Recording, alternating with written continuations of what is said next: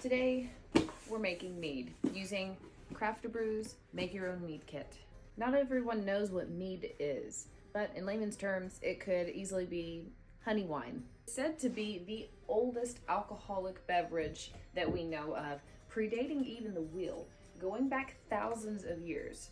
So naturally, I'm all about it. Traces of mead have been found in vessels in many areas of the world.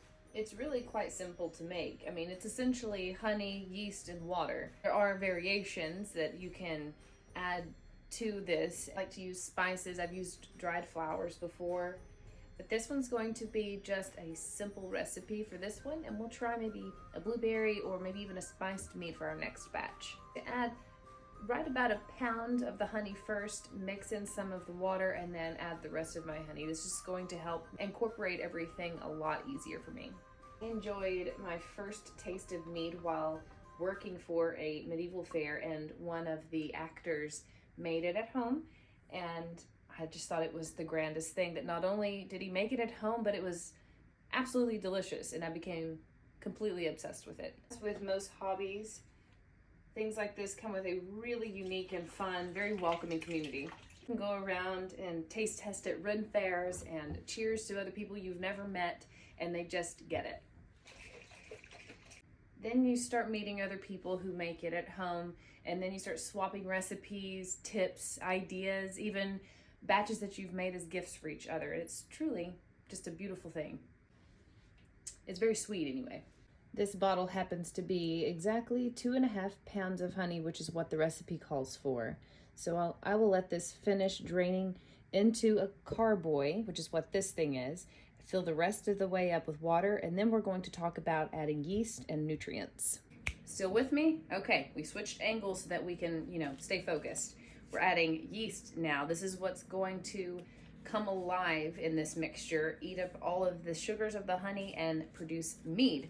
But it does need a little bit of help getting started, and to keep them alive and well, we're going to also add yeast nutrients. And then again, on days 2 and 5, we're going to add more yeast nutrients, mixing each time. And historically speaking, they would not have had these handy dandy yeast packets, but this allows us to have the right kind of yeast so nothing goes rancid or spoils or doesn't work at all. There would be naturally occurring yeast on the honey. Spores can be found on any berries that you would have added to this historically, but again, all of our equipment is sterilized prior to, and these very specific types of yeast so that we get a more promising result. That's what it looks like before we mix it up. Kind of cool looking, right? Now it's time for day 1 nutrients. You can also use a funnel, but I find that these packets are pretty easy to manage. We're going to add this stopper, and I'm going to cover it with my thumb and a towel just for added security, and give it one more good shake.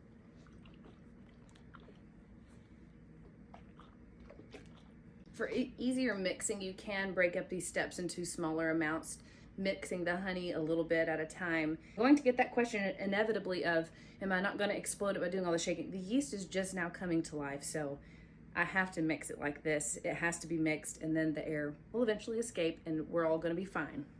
So now it's time to airlock this. Using this contraption, I'm going to fill water up to this fill line, and then I add this piece. It goes right inside, and as pressure builds up, as this begins fermentation, it will float up and help to displace the pressure building. This cap goes right on top, and as you can see, it also has holes for ventilation. This just snaps right on top. It's gonna be nice, clean, ready to go. It goes down into the stopper here, and over the next day or 2, I'm going to really start seeing a buildup of bubbles and pressure, and it's so cool to watch the stream of bubbles go up and down. Of course, on days 2 and 5, we're going to take this contraption off, add more yeast nutrients, shake it up carefully this time, and then replace this contraption on top so that we can continue brewing in an airlocked space. Brewing mead does take time. This is going to take at least 4 weeks. I personally prefer 6 before I even taste test this batch, and it would be even longer if I had other ingredients, so give them time to meddle and blend together. Luckily, I already have one, and this is what it should look like when it is done brewing. Everything is clear, beautiful amber color. So let's go bottle it.